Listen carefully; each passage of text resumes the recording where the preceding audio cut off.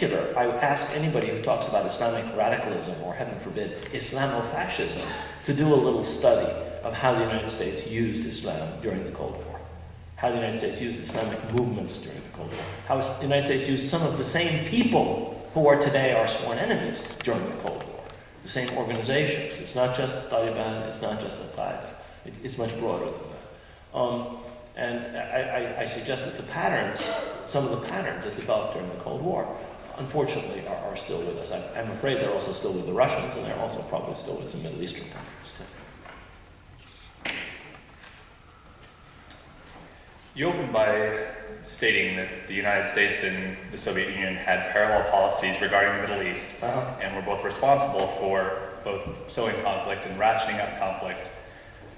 So I wonder, does Russia currently enjoy some of the Islamic backlash that we seem to get, that the United States seems to get from the region? Yeah. And if not, is it simply because the United States was the victor and so therefore seen as the larger enemy? But having equal policies at the outset, they're both responsible. Right. So is there no reason to hold them responsible for it afterwards? The interesting thing is that during most of the Cold War, most Islamic radical movements and many Islamists were virulently anti-communist, but not very anti-American. So the Muslim Brotherhood or the Wahhabi regime in Saudi Arabia, by and large, were, if not friendly to the United States, in some cases working with the United States, at least not hostile to it. And they were virulently, as I say, anti-communist. The Iranian Revolution, which goes out of a different tradition than Sunni Islam, marks a change. The Iranian revolutionaries were both anti-communist and anti-Western, anti-Soviet and anti-American. And that marks a new trend, or the beginning of a new trend. And we see this again with Bin Laden in Afghanistan, and with many of the people who helped to defeat the Soviet Union in Afghanistan, and who, having beaten, as they see it, not just the Soviet invasion of Afghanistan, but destroyed the Soviet Union, then said, well, now we can turn to the other great trend. So you have this peculiar process. The last thing I would say is that if you look carefully at the war in Chechnya, I think you'll see that the Russians, Freudian slip, you'll see that the Russians have their own problems with radical Islam. It's not just the West. This long story about Cold War and the new Cold War, I like this term, which from time to time there were armed conflicts.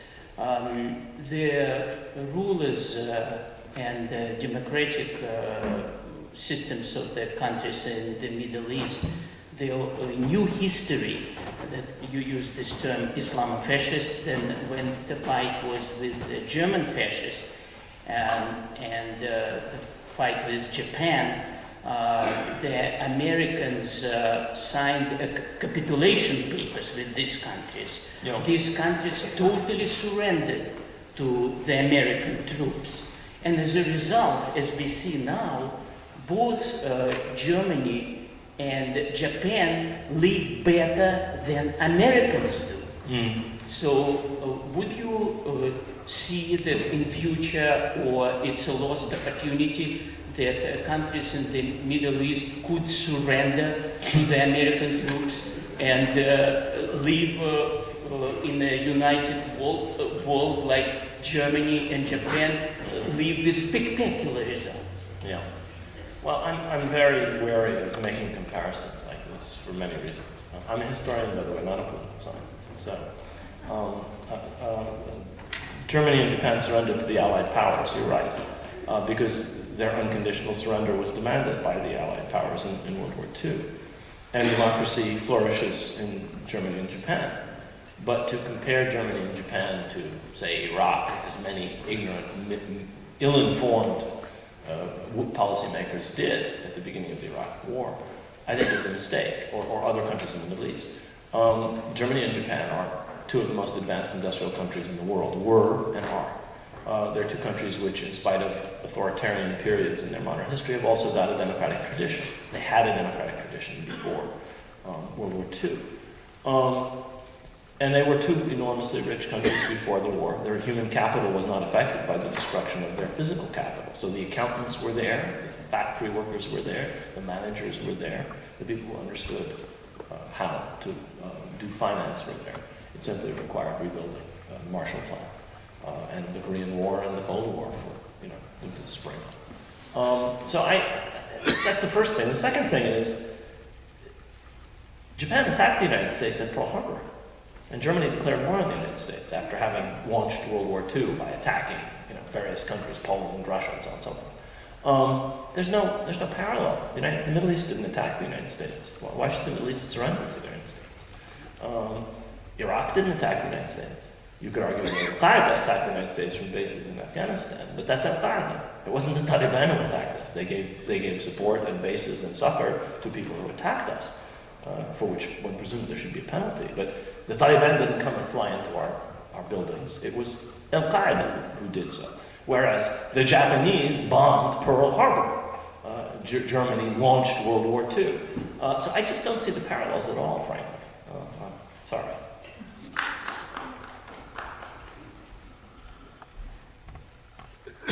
In your view, obviously, the Cold War patterns, prevent that are still persuasive today, prevent effective U.S. engagement with the region. But would you say that's the dominant reason that the U.S. is unable to effectively engage with the Middle East, or are there other forces? And if so, what would they be? There are many reasons why the United States is not, I think, able to effectively engage with the Middle East. The first, I would argue, is this reductionist stereotyping, which goes back to the Cold War. Seeing, for example, a whole range of movements as in exactly the same category as the Bush administration did, was rather like during the Cold War seeing any country or force or power or party that was aligned with the Soviet Union as in absolutely the same category. This is reductionist, it's oversimplified, it involves a great deal of simplification. It means you don't really understand what's going on, and it means that there's no nuance, there's no sense, in fact, often to your policy making. And if you go step by step looking at American policy making in the 40s, 50s, 60s, 70s, and so forth in the Middle East, this oversimplification and this reductionism, I don't think served the United States terribly well. It certainly didn't serve the people of the region very well. And I would argue it continues. I mean, we lump Al-Qaeda and Iran together. We lump Hamas and Hezbollah together. One Sunni, one Shia. One created for specific reasons in Lebanon by a certain kind of Israeli occupation. The other created in response to other conditions in another country. And the term terrorism, of course, always is invoked here. I think it flattens distinction.